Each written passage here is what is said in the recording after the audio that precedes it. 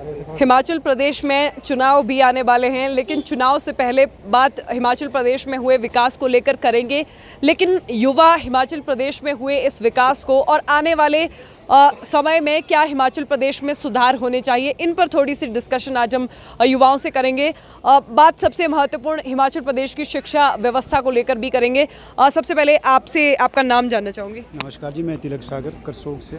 तिलक, करसोग से आप हैं, लेकिन सबसे पहले अगर हम शिक्षा की बात हिमाचल प्रदेश में करें, आपको क्या लगता है हिमाचल प्रदेश की शिक्षा प्रणाली कैसी है? मतलब सुधार कितने हुए हैं और इम्प्रूवमेंट की कहाँ ज़रूरत देखते हैं? देखिए, दिन ब दिन इम्प्रूवमेंट तो होती है। जो सरकार आती है वो काम करती है एजुकेशन सेक्टर पे, ऐसा नहीं कि काम नहीं हो रहा है। बट देखिए, जो आप आज की डेट में देख रहे हैं, मैं अपनी बात करूँ, मैं पीजी होल्डर हूँ और बीएड है मेरी। तो पहली गवर्नमेंट मैंने देखी कि 5 साल में एक कमीशन हुआ, जो 2019 में लॉकडाउन से पहले में आई थिंक हुआ था। उसके बाद बच्चे को मतलब बच्चा बढ़ता जा रहा है, कमीशन कोई आ नहीं रहा है। बस देखिए, सबसे महत्वपूर्ण बात यहाँ पर ये कही गई है कि बेरोज़गारी हिमाचल प्रदेश में है। और दूसरा इशू आपसे भी जानना चाहूँगी, सबसे महत्वपूर्ण बात स्वास्थ्य सेवाओं की भी कहीं ना कहीं हिमाचल प्रदेश में रहती है। इन्होंने कहा कि बेरोज़गारी हिमाचल में है। स्वास्थ्य सेवाओं को हिमाचल की किस तरह देखते हैं? देखिए, सबसे पहले आपका स्वागत है। मेरा नाम है सिराज उल्टा। देखिए, ये 5 साल में वैसे स्वास्थ्य सेवा को देखी जाए तो वो सरकार अच्छा काम नहीं कर पा रही है। देखिए, कोरोना काल में सबसे पहले पीबी घोटाला हुआ था इस सरकार में, जो कि एक बहुत ही निंदनीय है। जो कि इस पहली बार इस सरकार में कोरोना हुआ, किसी को पता नहीं था, जो कि हमारे लिए हम सोच नहीं सकते थे घोटाले हुए हैं। मेरे को लगता कि अच्छा हुआ है स्वास्थ्य सुविधाओं में। शिक्षा के क्षेत्र में इम्प्रूवमेंट क्या होनी चाहिए? शिक्षा के क्षेत्र में देखिए जी, हम तैयारियां कर रहे हैं। हम भी बीएड हुई है, हमारी पीजी है। देखिए कि यहाँ पर शिक्षा में सबसे पहले तो पुलिस पेपर लीक हुआ। यहाँ हम तैयारियां कर रहे, 5 सालों में एक कमीशन आया, आज तक कमीशन आए नहीं। हम चाहते हैं कि सरकार से जल्दी, अब तो सरकार जाने वाली है कि टीजीटी पीजीटी आए। हिमाचल के कौन से क्षेत्र से संबंध रखते हैं? मैं वैसे शिमला डिस्ट्रिक्ट से ही हूँ। मेरा नाम अनीश शर्मा है। तो मैं ये कहना चाहूँगा कि शिक्षा के क्षेत्र में विकास तो होता रहा है टाइम के साथ ना, लेकिन सबसे मेन चीज़ ये है कि जिस हिसाब से बच्चे आ रहे हैं, जिस हिसाब से कंपटीशन दिन प्रतिदिन बढ़ रहा है, उस हिसाब से जो सीट्स है, वो आप पब्लिक सर्विस कमीशन की बात करें या फिर आपकी सबऑर्डिनेट बोर्ड की बात करें, दोनों तरीके से मतलब जो सरकार है वो इस चीज़ पे फोकस नहीं कर पा रही है प्रॉपरली कि किस तरीके से पोस्ट निकालनी चाहिए। और जो पोस्टें निकली भी है पास्ट में, उन पोस्टों में क्या हो रहा है कि काफ़ी ज़्यादा टाइम कंज्यूम हो रहा है। जैसे 817 JOIT का है, उसमें मतलब 3 सालें हो चुकी है, पर अभी तक कोई निष्कर्ष नहीं आया है। और इसी तरीके से और भी मुद्दे हैं, जैसे शिक्षा को छोड़ के और नॉर्मल रोज़गार में, जैसे आपका ये आउटसोर्स वाला जो है ना, आउटसोर्स वाले में भी आपका जो प्रॉपर पॉलिसीज़ है वो बनाई नहीं है सरकार ने, और इम्प्लीमेंट करने की जल्दी कर रही है अकॉर्डिंग टू आपके, जैसे इलेक्शन ईयर आ रहा है तो इस हिसाब से वो जल्दबाजी में लग रही है कि वोट बैंक पॉलिटिक्स के हिसाब से लग रहा है ये चीज़। जितनी नौकरियां सरकार ने दी हैं, क्या आप उनसे संतुष्ट हैं कि सरकार काफ़ी लोगों को रोज़गार देने में सफल हुई है? मैम, ये तो शायद मास लेवल पे कोई भी संतुष्ट नहीं होगा इस चीज़ से, बिकॉज़ जितनी आपकी कंपटीशन लेवल है, यहीं आप देखिए लाइब्रेरी में कम से कम 1000-2000 स्टूडेंट आता है रोज़ का और पढ़ रहे हैं सब लोग। लेकिन कंपटीशन का अगर देखा जाए तो पोस्टें शायद 20 से 30 भी नहीं आ रही है। हर एक अगर आप एनालाइज़ करेंगे तो हर एक स्ट्रीम के अकॉर्डिंग 20 से 30 पोस्टें भी नहीं आ रही है। तो बच्चे जो है इस हिसाब से काफ़ी ज़्यादा कंपटीशन काफ़ी ज़्यादा बढ़ रहा है। आपसे भी जानना चाहूँगी, कौन सी जगह से संबंध रखते हैं? मैं डिस्ट्रिक्ट शिमला के रोहडू विधानसभा क्षेत्र से संबंध रखता हूँ।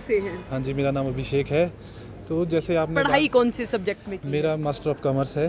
मैंने हिमाचल प्रदेश यूनिवर्सिटी से मास्टर ऑफ कॉमर्स करा है। तो मैं आज की डेट में हिमाचल प्रदेश एडमिनिस्ट्रेटिव सर्विस की तैयारी कर रहा हूँ यहाँ लाइब्रेरी में बैठ के।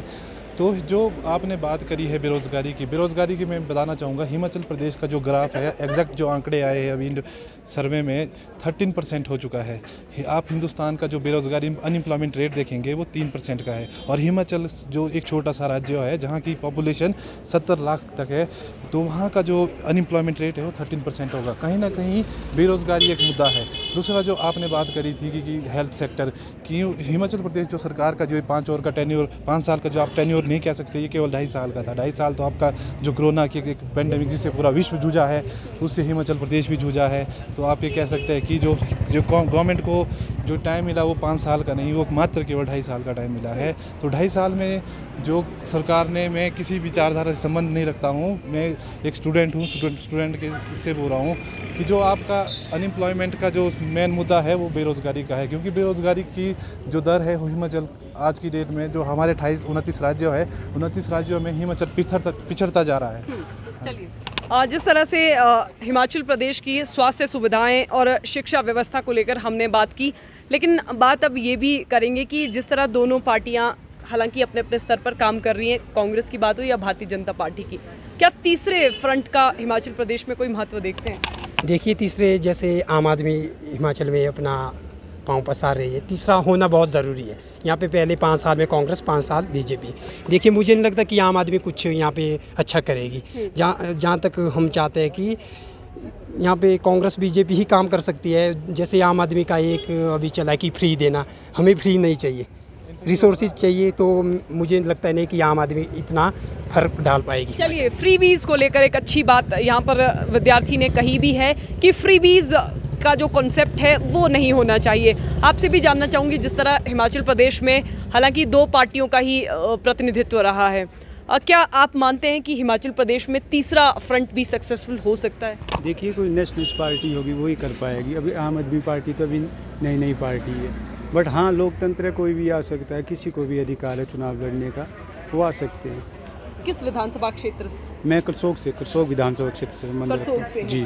आपके करसोग में परिस्थितियाँ कैसी हैं? आपको क्या लगता है कि आपके विधायक काम करने में सफल रहे? देखिए, हमारे विधायक हीरालाल जी, मैं किसी पार्टी को संबंधित नहीं हूँ, बट ग्राउंड लेवल पे रियलिटी में अगर लोगों से आप पूछेंगे तो काम नहीं कर पाए, फेल रहे हैं वो पूरी तरह से। आपसे भी जानना चाहूँगी, जिस तरह हम शिमला की बात करें, अपने विधानसभा क्षेत्र के बारे में बताइए ज़रा कि कितना विकास हो पाया है, आपने कमी कहाँ देखी और आपको क्या लगता है सुधार कहाँ होने चाहिए थे?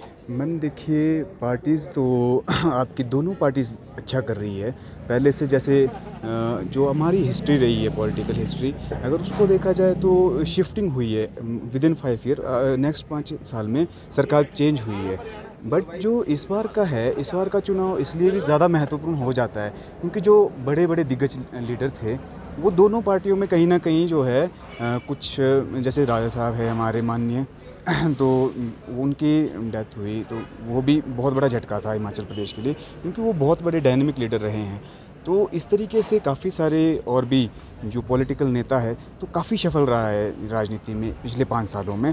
तो मैं ये चाहता हूँ कि जो भी पॉलिटिकल पार्टी अगले 5 साल में आए वो ये चीज़ ज़रूर देखे कि जो मुद्दे, बेसिक जो मुद्दे हैं, जो जनता जो चाहती है उनके ऊपर काम करे, ना कि इस चीज़ पे जाया जाए कि जल्दबाजी में कि हमें हाईलाइट होना है। मैक्सिमम आज के टाइम में यही चल रहा है कि ट्रेंड में रहना है। तो इसलिए मैं ये चाहता हूँ कि जो बुनियादी सुविधाएं हैं एटलीस्ट वो प्रदान करे, जैसे अनएम्प्लॉयमेंट है और आपका जो भुखमरी से आज के टाइम में देखो आप शिमला में ही काफ़ी ज़्यादा जैसे पलायन हो रहा है बाहर के राज्यों से, तो काफ़ी ज़्यादा क्राउड हो रहा है। तो मैं ये चाहता हूँ कि बेसिक जो बुनियादी सुविधाएं हैं उनको मजबूत करने की कोशिश करे जो भी सरकार है। चलिए, हिमाचल प्रदेश की राजनीति को लेकर भी हम युवाओं से लगातार चर्चा भी कर रहे हैं। आपसे भी अब जानना चाहूँगी, जिस तरह नेता पार्टी बदल रहे हैं, जैसे कि आज भी हुआ कि कांग्रेस के एक बहुत बड़े नेता वो भारतीय जनता पार्टी में चले गए, इसी तरह भारतीय जनता पार्टी के कुछ लीडर भी कांग्रेस में जा रहे हैं, इस चीज़ को आप कैसे देखते हैं? जो आज की टाइम में एंटी डिफ्लेक्शन जो हो रहा है, दल बदल जो हो रहा है, आज भी हर्ष महाजन जी ने देखो, आप कांग्रेस पार्टी छोड़कर एक वरिष्ठ नेता चंबा से आते हैं, उन्होंने भारतीय जनता पार्टी ज्वाइन करी है। तो मैं ये कहना चाहूँगा आज की डेट में जो 2022 में जनता को जागरूक होने की बहुत ज़रूरत है। अब जो हमारा, आपने एक बात, जो हमारा डेमोक्रेसी लोकतंत्र बोला जाता है कि भारत विश्व का सबसे बड़ा लोकतांत्रिक देश है, तो इस लोकतंत्र की ताकत ही जनता है। जो ऐसे नेता जो दल बदल रहे हैं, बीजेपी कांग्रेस बीजेपी खेल रहे हैं, ये सरासर जनता को बेवकूफ़ बना रहे। चलिए, हाँ जी। और जिस तरह हमने बात हिमाचल प्रदेश की स्वास्थ्य सुविधाओं को लेकर की, हिमाचल प्रदेश की शिक्षा व्यवस्था को लेकर की, और इसके साथ साथ जिस तरह नेता पार्टी अपनी बदल रहे हैं उसको लेकर भी यहाँ पर बहुत अच्छी बात निकल कर ये सामने आ रही है कि हिमाचल प्रदेश की जनता बेवकूफ़ नहीं है और बेरोज़गारी जिस तरह हिमाचल प्रदेश में बढ़ रही है, सरकार हालांकि कहती है कि हमने बेरोज़गारों को नौकरी देने का काम किया, लेकिन धरातल पर स्टूडेंट्स कह रहे हैं कि ये बात उतर नहीं रही है। तो फिलहाल हमने आज हिमाचल प्रदेश के युवाओं के कुछ आपको विचार सुनवाने की कोशिश की कि आखिर युवा चाहता क्या है। तो फिलहाल टिंच भारत के साथ बस इतना ही। नमस्कार।